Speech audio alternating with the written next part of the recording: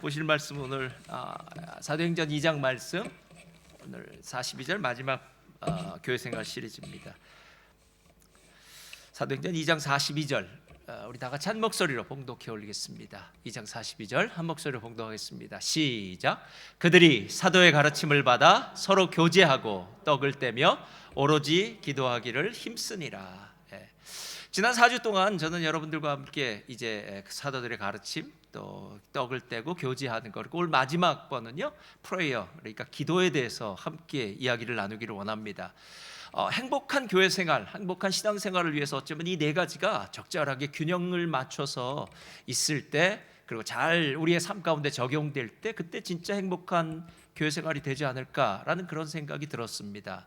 그런데 그 중에서도 오늘 우리가 보고 있는 이 기도 생활이야말로 어쩌면 다른 모든 것들 다 랩업하는, 그러니까 다 감싸주는, 다 어우르는 아주 중요한 것이 아마 기도가 아닐까라는 그런 생각이 들었습니다. 기도는 초신자건 오래된 고참 신자건 할 것 없이 기도에 대해서 모르거나, 기도를 길게 하거나 작게 하거나 유리한 문장을 사용하거나 아주 단순한 언어로 사용하거나 기도를 하지 않는 사람들은 없습니다. 다른 것은 몰라도요, 기도에는 이런 게 붙더라고요. 예를 들어서 장소에 따라서 기도의 이름이 있습니다. 골방기도, 산기도, 성전기도 이런 식으로 붙고요. 또 시간에 따라서 우리가 기도에 이름을 붙입니다. 밤에 하는 건 철야기도, 그리고 새벽기도, 그리고 또 시간을 정해놓고 하는 작정기도도 있고요. 또 목적에 따라서 우리는 감사기도, 중보기도, 회개기도, 방패기도, 여러분 들어보셨을지 모르겠어요. 강청기도, 이렇게 강청하며 기도하는 강청기도, 대적기도도 있고요. 신유기도도 있습니다. 또 기도하는 방식에 따라서요, 대표기도, 그리고 회중기도, 침묵기도, 방언기도, 안수기도. 여러분 기도는 정말 수십 수백 가지가 될 정도로 기도는 정말 많이 있고 다양하고, 우리의 삶과 그리스도인의 삶과 얼마나 불가분의 관계를 가진 이런 아주 가까운 관계에 있는 것이 바로 기도다라는 것입니다.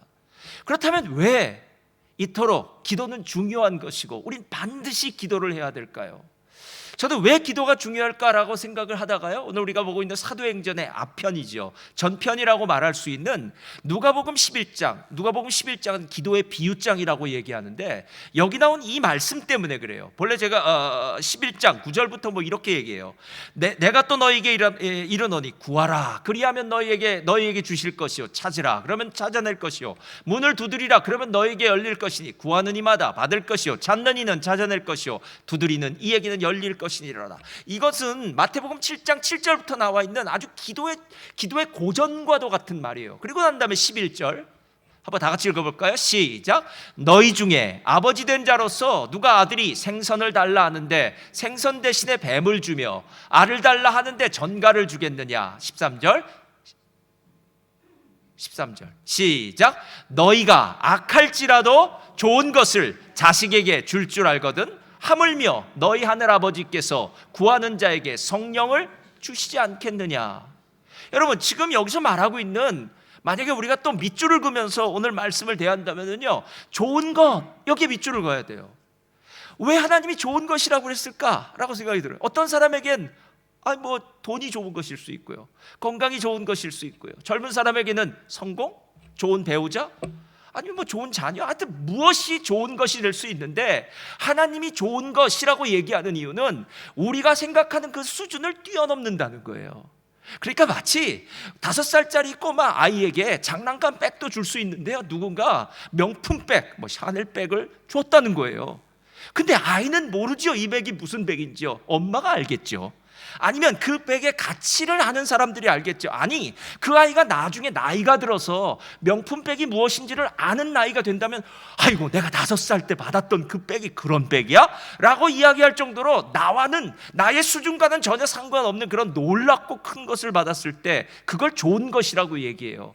그런데 사람들이 생각하는 그 좋은 것을 훨씬 뛰어넘는 좋은 것이 있는데, 저를 따라하시 바랍니다. 하나님이 주시는 좋은 것은 성령 선물입니다.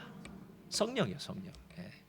그러니까 여러분이 세상에서 무엇을 갖고 싶든지 여러분이 갖고 싶은 것보다 딱 더 좋은 것이 있다면 그것이 성령이고, 하나님이 오늘 구하는 자에게 세상 사람들은 이런 것 저런 것을 아버지가 알아서 주겠지만 하늘아버지인 나는 너희들에게 성령 주겠다, 내가 다른 것보다도 성령 주겠다라고 이야기한다는 거예요.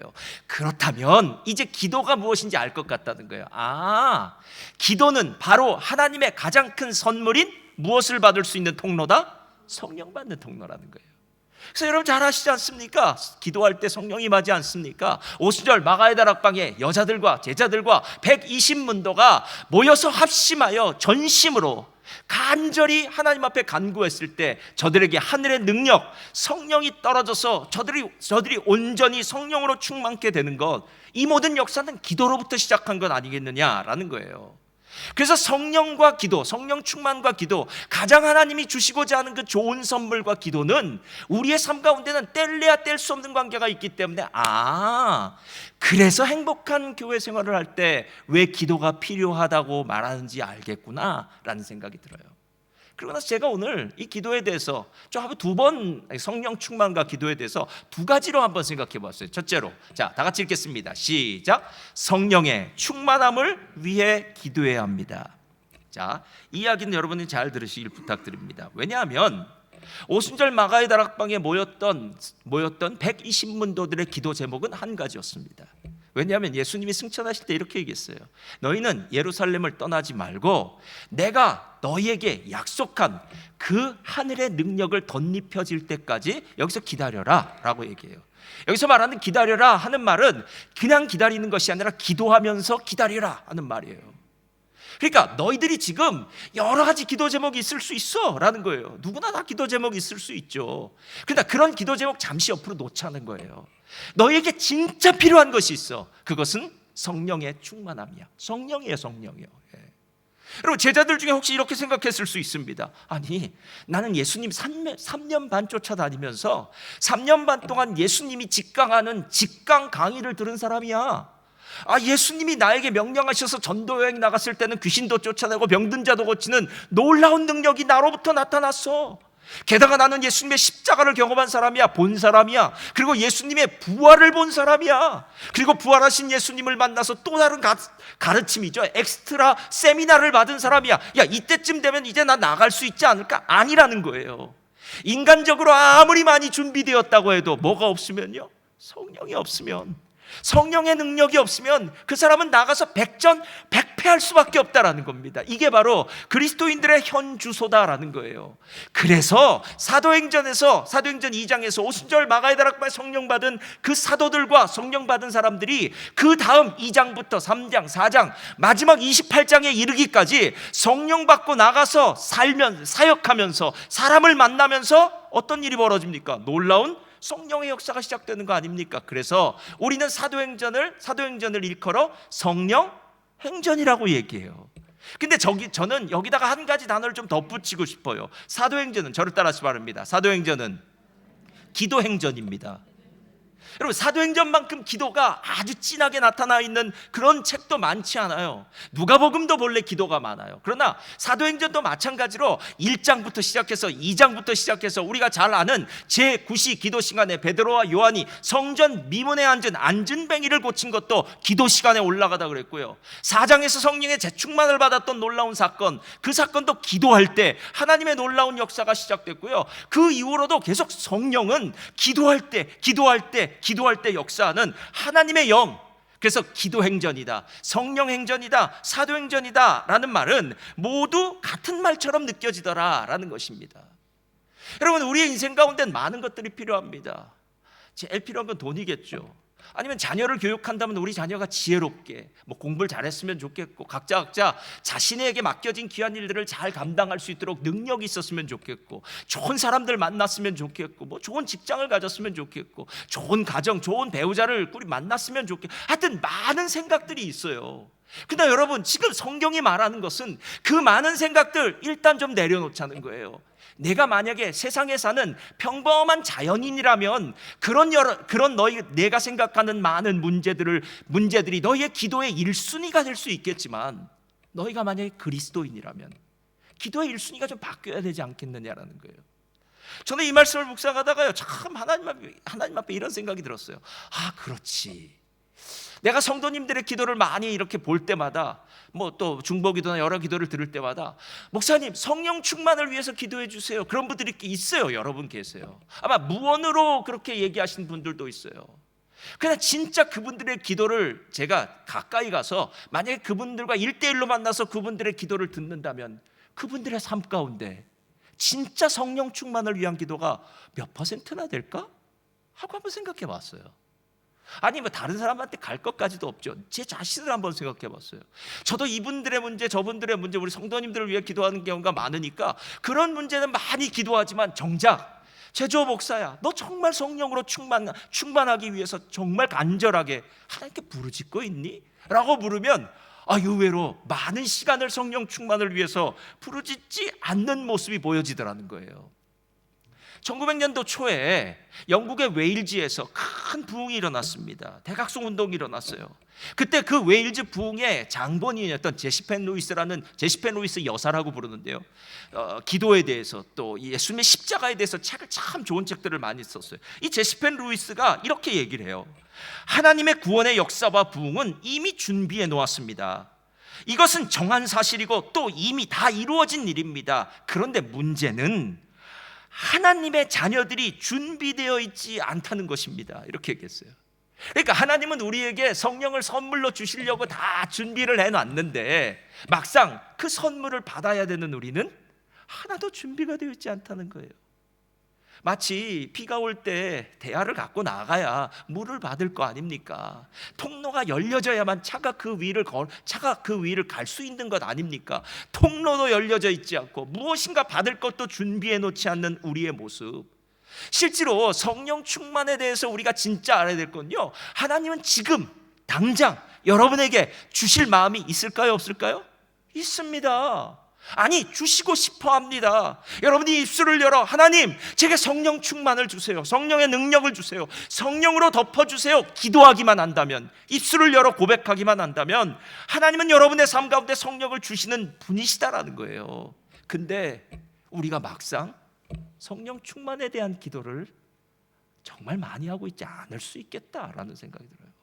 여러분, 성령 충만의 기도는 어떻게 한 줄 아십니까? 두 가지 형태로 해요. 첫째는 내가 주인됨을 포기하는 거예요. 자, 첫 번째가 뭐라고요?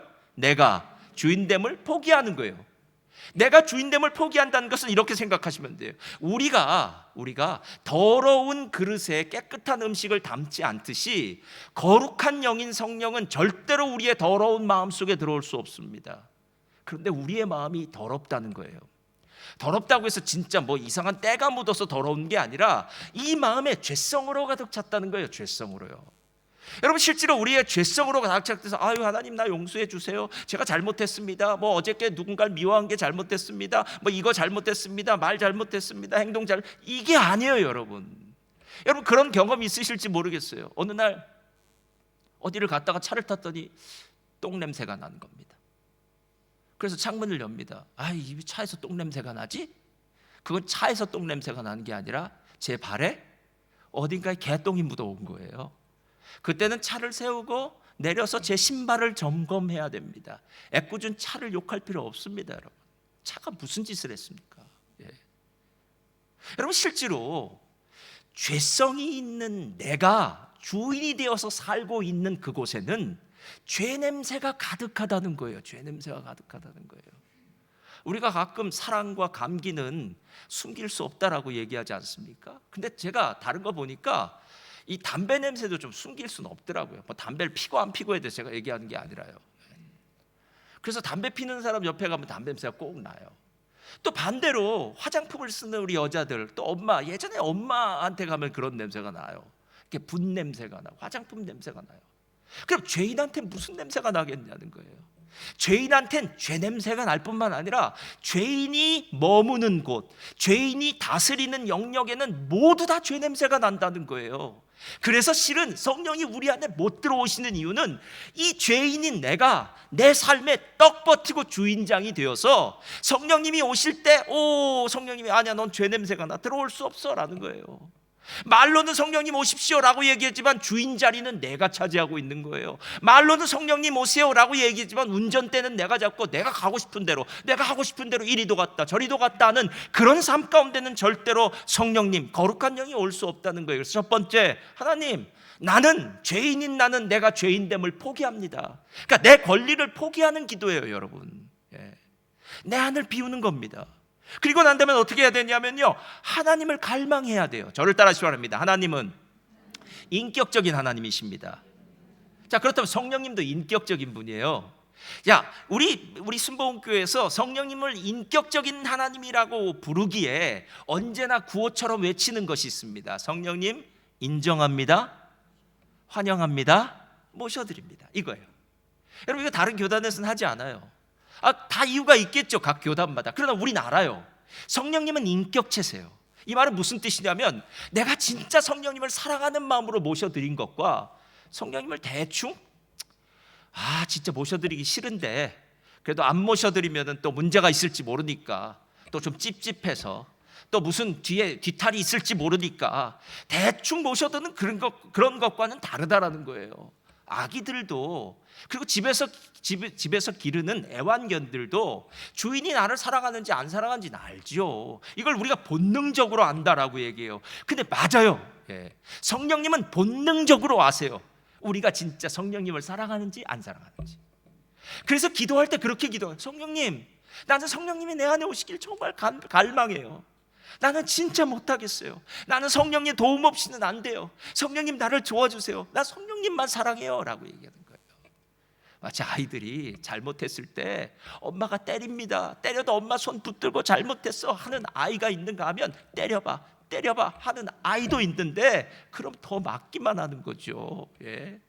여러분, 때려도 엄마를 붙들고 엄마 사랑해 하면 두 대도 한 대로 줄어들고 한 대도 빵대로 줄어들 수밖에 없습니다. 여러분, 진짜 엄마를 사랑하냐는 거예요. 엄마에게 매를 맞고 있지만 그래도 엄마를 사랑해서 엄마를 꼭 붙들고 엄마 잘못했어, 엄마 사랑해 하는 그 마음, 엄마는 그 마음을 보고 비록 잘못한 것이 있어도 용서해 줄 수 있다라는 거예요. 성령님도 마찬가지입니다. 성령님이 우리가 기도하는 그 모습 보면서 우리가 성령님을 얼마나 환영하는지, 인정하는지, 모셔드리는지, 열광적으로 그분을 사모하는지를 왜 모르시겠습니까? 우리의 기도가 정말 열정적이지 않고 우리의 기도가 정말 하나님을 향해서 갈망적이지 않을 때 성령님이 왜 모르시겠냐는 거예요. 그래서 성경은 전심으로 기도하지 않습니까? 온 마음 다해, 온 마음 다해요. 그래서 우리가 기도할 때 하나님 내게 와 주세요, 성령님 내 안에 들어와 주세요, 나를 다스려 주세요 라고 기도할 때 실은 내 안에 들어오셔서 성령이 나를 다스리기 시작한다는 거예요. 근데 여기에서 한 가지 문제가 있어요. 사도행전은 우리에게 성령 충만을 간구할 때 한 번만 간구하는 게 아니라 계속 간구해요. 실제로 에베소서에도 그래요. 성령의 충만을 구하라라고 얘기할 때는 현재 진행형이에요. 계속 구해야 되는 거예요. 계속이요. 여러분, 왜 그런지 아세요? 우리는 이상적인 세계 속에 살고 있는 사람이 아닙니다. 아니, 내가 생각하기에 나를 이상적인 남자라고, 또 여러분이 이상적인 여자라고, 이상적인 그리스도인이라고 착각할 수도 있습니다. 다른 사람들은 죄를 짓고 잘못할 수 있지만, 야, 그래도 나는 좀 거룩하게 살고 있어, 하나님 기쁘시게 살고 있어 라고 착각할 수도 있어요. 그냥 실질적으로 이상적으로 생각하는 내 모습과 진짜 내 모습은 다를 수 있어요. 세상은 현실입니다. 그래서 실제로 현실적인 세상을 살아가기 위해서는요, 우리가 끊임없이 현실적인 능력이 필요해요. 한 번 성령의 능력을 받았다고 해서 다 해결되는 것이 아니라, 어제 성령을 능력을 받았으면 어제의 문제를 해결하고 어제 현실적인 문제를 해결했겠지만 오늘 또다시 또 다른 현실적인 문제를 만나게 되고요, 내일 가면 또 다른 현실적인 문제를 만나게 돼서 우리는 계속해서 성령 충만을 간구할 수밖에 없더라라는 것입니다.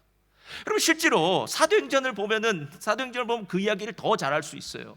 사도행전에 나오는 초대교회는 완벽한 교회였습니다. 세상에 이런 교회가 어디 있겠습니까? 사도의 가르침을 받고 떡을 떼고 교제하며, 그리고 기도하기에 전념으로 힘씁니다. 게다가 자신들의 재산을 팔아서 가난한 자들에게 나누어 줍니다. 무엇이 부족하겠습니까? 매일 모여서 기도합니다. 그런데 그렇게까지가 어디까지냐면 2, 3, 4에서 딱 끊어지고 5장에 가자마자 아나니아와 삽비라라는 이상한 인간 부부가 나타납니다.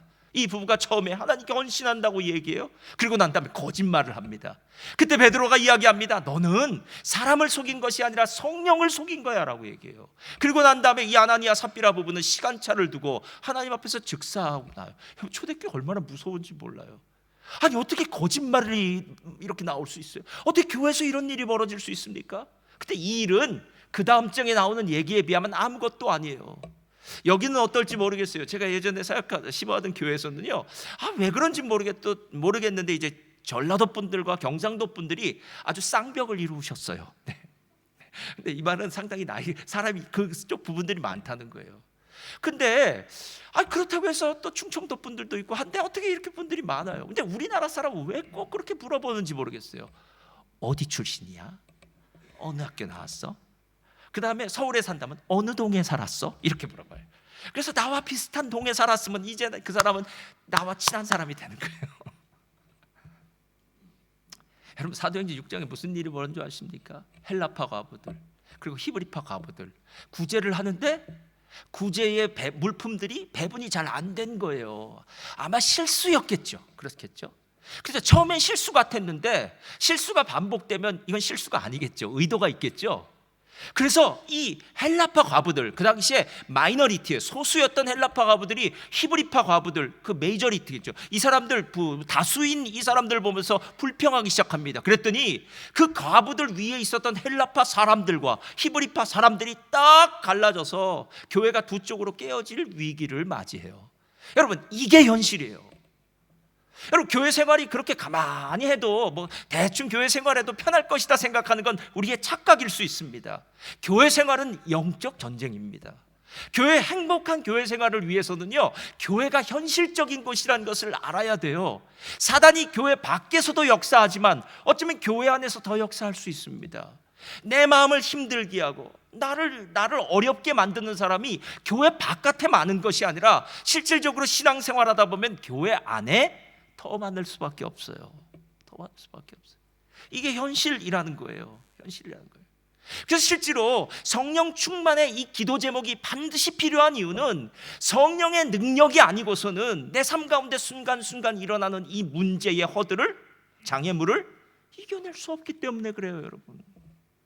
평생 5만 번의 기도가 응답받았다고 온 조지 뮬러가 어느 날 새벽에 일어나서 기도를 해야 되는데 그날 새벽에 너무 피곤해서 10분만 더 자고 일어나야지. 여러분 그렇게 하잖아요. 10분만 더 자고 일어나야지 하다가 2시간을 더 자는 바람에 기도 시간을 놓쳐버렸다고 합니다. 그리고 난 다음에 그날 일기에 이렇게 기록했어요.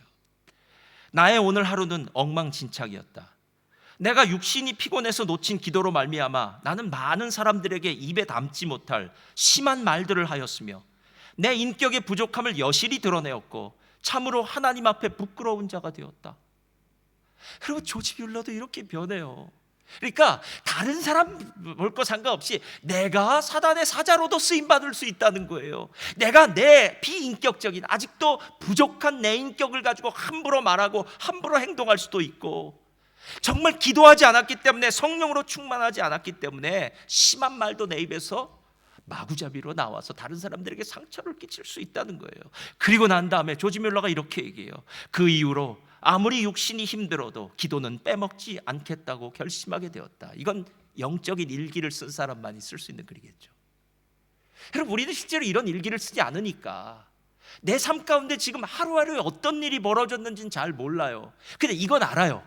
어느 날 성령 충만했던 날은 감사해요. 근데 어떤 날 내 삶에 실수했던 날이 있어요. 아니 실패했던 날이 있어요. 처절하게 내 자신에 대해서 실망했던 날이 있어요. 그리고 나서 내 삶을 되돌이켜보면 그때 성령 충만하지 않았어요. 육신 충만, 정욕 충만, 물질 충만, 세상 충만. 나 충만이요. 내가 충만했을 때 그런 일들을 저지르는 역사가 얼마나 많았느냐는 거예요. 여러분 내 충만이 아니라 성령 충만이라는 거예요. 그때 나는 여러 가지 장애물을 이겨내고 행복한 교회 생활을 할 수 있게 되는구나 라는 것을 알게 돼요. 그런데 거기다 한 가지를 이제 덧붙여야 돼요. 두 번째로 여러분 펴주세요. 다 같이 읽겠습니다. 시작. 성령의 지속적인 충만을 위해 기도해야 됩니다. 여기에 지속적인이라는 말이 이제 나오게 되는 겁니다. 사도행전에 나오는 사람들의 기도의 모습은 모두 복음서에 나와 있는 예수님의 모습을 본받은 겁니다. 그러니까 제자들이 청출어람이라고 얘기하지 않습니까? 배운 대로 하겠죠. 배우지 않은 것을 그들이 가서 새롭게 창조해내는 것은 없습니다. 카피는 제2의 창조 아니겠습니까? 그래서 제자들이 하는 모든 기도의 모습들은 예수님이 했던 기도의 모습이에요. 근데 누가복음에만 쓰여졌던 아주 특별한 구절이 하나 있더라는 거예요. 누가복음 22장 39절 다 같이 읽겠습니다. 시작. 예수께서 나가사 습관을 따라 감람산에 가심에 제자들도 따라갔더니, 이렇게 얘기해. 잠깐 펴놔 주시고요. 습관을 따라라고 얘기한 것은 제가 좀 전에 얘기했던 지속적이라는 말의 다른 말이에요. 그러니까 동의어예요. 그러니까 지속적으로 기도했다는 것은 습관을 따라 기도했다라는 말입니다. 누가복음 22장 앞에 보면 이렇게 얘기해요. 예수님이 낮에는 성전에서 가르치시고 밤에는 감람원이라는 곳에서 쉬시더라라고 얘기해요. 실은 예수님은 쉬셨다라고 얘기하지만 그냥 쉰 게 아니에요. 예수님은 이 일을 하는 것이 열심히 땀 흘려서 일하는 것이 중요한 것보다 하나님의 일을 하는 것이 더 중요했고, 쉬는 것이 몸만 편하게 자는 것이 중요한 것이 아니라 하나님과의 교제 가운데서 안식을 누리는 쉼을 필요로 하신 분이에요.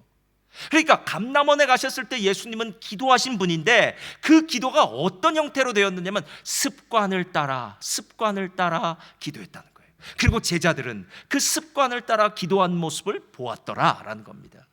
습관이라는 말은 이런 의미입니다. 어떤 행동을 오래 되풀이하는 과정에서 익혀진 행동 양식이래요. 그러니까 반복해서 내 것이 되어버린 행동 양식이에요.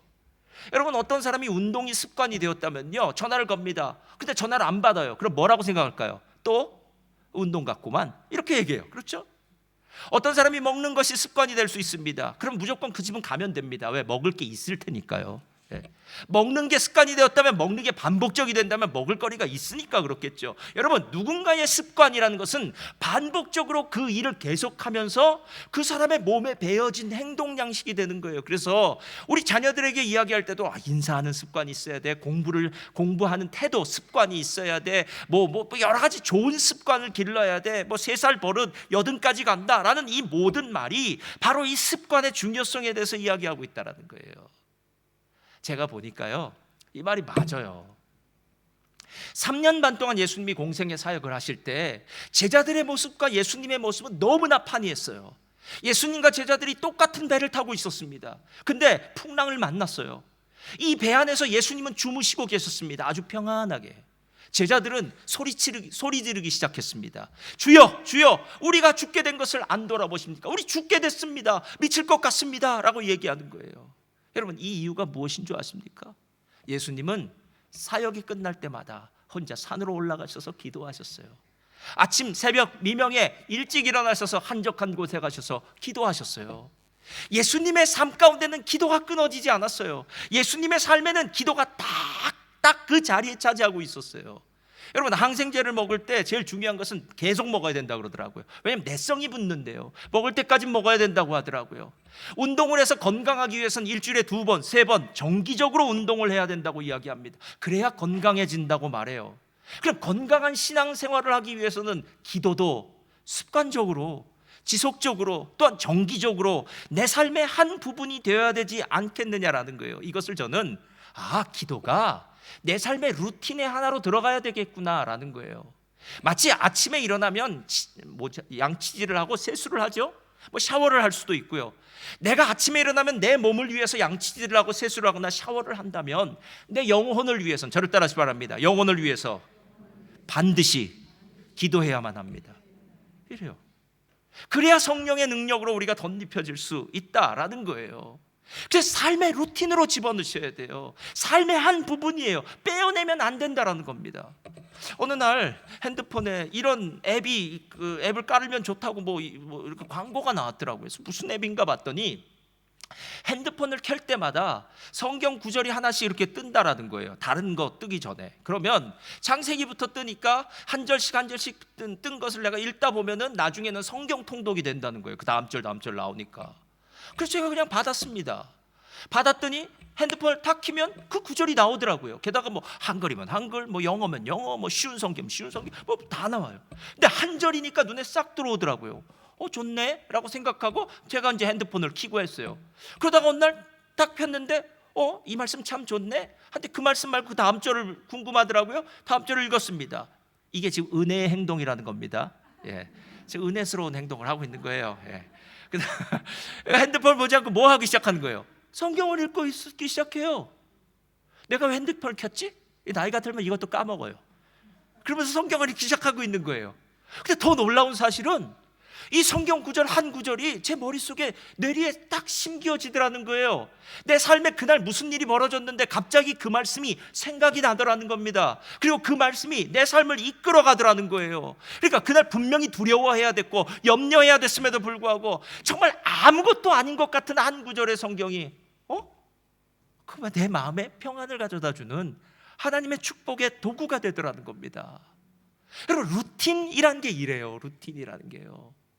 이게 진짜 중요해요. 그래서 제자들이 예수님이 습관을 좇아 감람산에 갈 때 그때 따라갔던 그 마음으로 실은 사도행전 3장에 보면 제자들이 제9시 기도 시간에 유대인은 관습적으로 하루에 3번의 기도를 해요. 오전 9시, 12시 그리고 오후 3시 이렇게 3번 기도하는데 오후 3시의 기도 시간에 맞춰서 성전에 가다가 성전 미문에 앉은 안진뱅이를 만나고 그 안진뱅이를 고치면서 놀라운 영적 부흥의 역사를 그 성전에서 시작하게 되었더라라는 것입니다.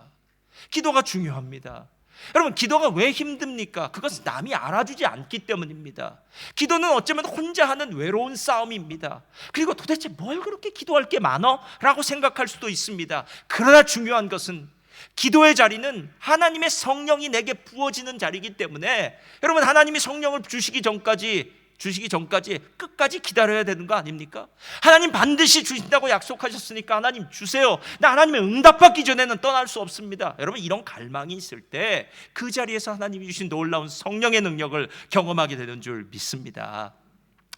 사도행전에 나오는 여러 사람들 가운데 진짜 우리들에게 귀감이 되는 한 사람이 있는데 그 사람이 누구냐면 사도행전 10장에 등장하는 고넬료라는 사람이에요. 고넬료에 대해서 이렇게 얘기합니다. 가이사랴에 고넬료라 하는 사람이 있으니 이달리아 부대에 하는 군대의 백부장이라. 그가 경건하여 온 집안과 더불어 하나님을 경외하며 백성을 많이 구제하고 하나님께 항상 기도하더니 이렇게 얘기해요. 여러분, 백부장인 이 고넬료는 아마 로마에 파견된 백부장인 것 같아요. 로마에서 파견된 백부장이에요. 그가 이 가이사랴 지방이죠. 이 지역에 와서 보니까 자기가 지금까지 믿었던 그 로마의 많은 다신교가 왠지 싫어졌던 것 같아요. 진짜 신이 아닌 것 같아요. 여기 와보니까 진짜 하나님인 것 같아요. 이분이 진짜 신인 것 같아요. 그래서 그분을 믿기로 결심해요. 그리고 그분을 경외해요. 하나님을 두려워해요. 그리고 정말 신앙생활을 시작해요. 근데 뭐라고 이야기하냐면은 하나님께 항상 기도하더니 라고 얘기해요. 여기서 항상 기도한다는 말은 유대인들이 관습적으로 기도하는 9시, 12시, 3시 이 3번 기도하는 기도를 했다라는 겁니다. 그 기도를 어떻게 했는지 몰라요. 뭐 길게 했는지 아니면 짧게 했는지 어디에 회당에 가서 기도를 했는지 자기 방에서 기도를 했는지 모릅니다. 그러나 중요한 것은 그는 항상 기도했습니다. 항상이요. 그러니까 오늘 말로 친다면 습관적으로요. 근데 나중에 천사가 나타나서 뭐라고 얘기했는지 아십니까? 자, 10장 4절 한번 펴주세요. 다 같이 읽겠습니다. 시작. 고넬료가 주목하여 보고 두려워 이르되 주여 무슨 일이니이까? 천사가 이르되 내 기도와 구제가 하나님 앞에 상달되어 기억하신 바가 되었으니. 여러분, 천사가 나타나기 전까지는 내 기도를 하나님이 들으셨는지 안 들었는지 몰라요. 실제로 천사가 나타나기 전까지 모른다라는 거예요. 그래서 우리가 많은 순간 기도에 멈추는 거예요. 왜냐? 하나님 분명히 들으셨는데, 들으신다고 약속하셨는데, 하나님이 들으셨다고 하면 들으신 줄 믿으시기를 주님의 이름으로 축원드립니다. 여러분, 그걸 믿지 않으면 왜 기도를 드립니까? 하나님 들으셨습니다. 응답해 주십니다. 언제요? 하나님의 때예요.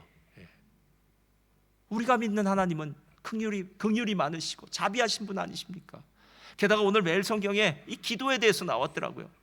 교회에 있는 모든 사람들은요, 즐거운 사람도 고난당한 사람도 병든 사람도 모든 사람 다 기도의 자리로 나아가야 돼요. 자신만 기도의 자리로 나아가는 것이 아니라 함께 기도의 자리로 나아가야 됩니다. 그때 하나님의 놀라운 역사가 그곳에서 일어난다고 이야기하지 않았습니까? 여러분 지금 고넬료에게 이야기한 걸 잘 들어보세요. 고넬료야, 내가 하나님께 기도한 것과 사람들에게 구제한 것을 내가 보았다라고 이렇게 얘기해요. 여러분 이 두 가지는 그냥 기도했다, 구제했다라는 의미가 아니에요. 기도는 하나님께 드리는 것이고 구제는 이웃을 위해서 하는 거예요. 기도는 하나님을 사랑하는 사람들이 하는 것이고 구제는 이웃을 사랑하는 사람들이 하는 거예요. 하나님 사랑, 이웃 사랑. 여러분 로마서 2장에 딱 이 이야기가 고넬료에 대한 이야기라는 거 아세요? 또한 본래 무할례자가 율법을 온전히 지키면 율법 조문과 할례를 가지고 율법을 범하는 너를 정죄하지 아니하겠느냐? 아니 유대인들이 말만 잘하면 뭐 하겠습니까? 기도는 거룩하게 하지 않고 온전하고 온전한 마음으로 드리지 않고 엉터리로 기도를 드리고 외식적으로 기도를 드리고 이웃은 돕는 것은 자기 자랑으로 교만한 마음으로 다른 사람들을 돕는 그런 모습으로 하는 것, 하나님을 사랑, 이웃을 사랑하는 것과는 상관없이 사는 유대인을 향해서 오늘 고넬료 같은 이런 무할례자, 이방인이 그 사람을 책망한다는 거예요. 그리고 난 다음에 말합니다. 무릇 표면적 유대인이 아니요 표면적 육신의 할례가 아니니라. 오직 이면적 유대인이며 할례는 마음에 할지니 영에 있고 율법 조문에 있지 아니한 것이라. 그 다음 읽어볼까요? 시작. 그 칭찬이 사람에게서가 아니요 다만 하나님께서. 그리고 우리의 신앙은요 하나님 앞에서 하는 겁니다. 우리가 성령을 갈망하는 이유는 이 세상의 어떤 일도 하나님의 능력으로만 이길 수 있어요. 내 힘과 내 능력으로는 세상을 살아갈 수 없습니다.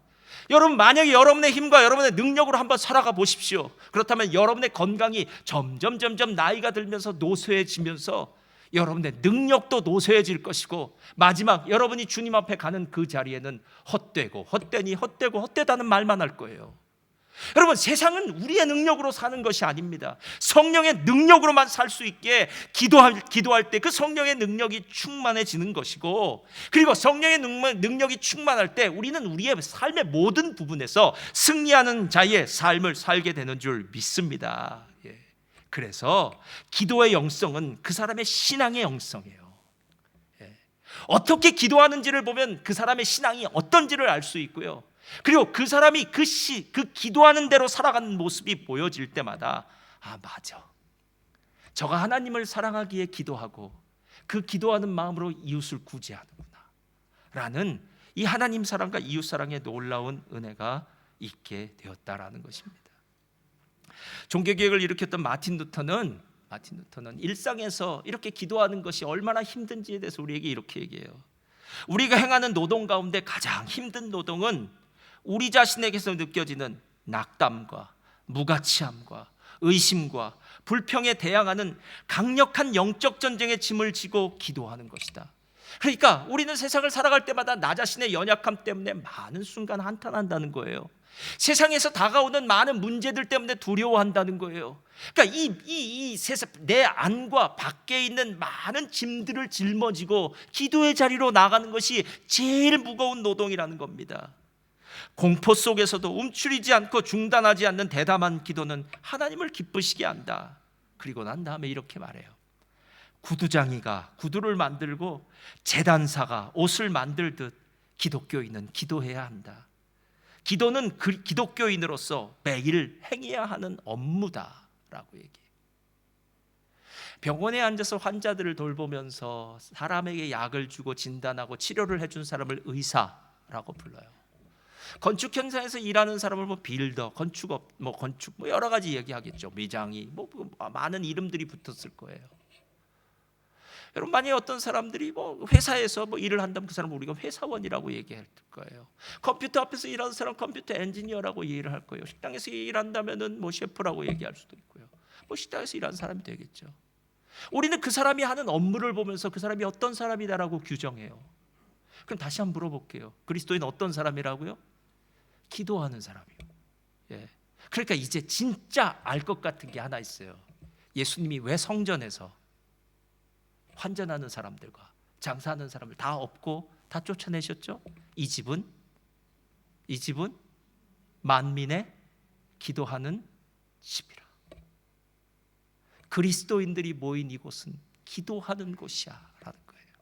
즉 하나님을 만날 수 있는 곳이고 하나님께 성령 충만을 갈구하는 것이고, 그때 성령의 능력이 임하는 것이 성전이야라는 거예요.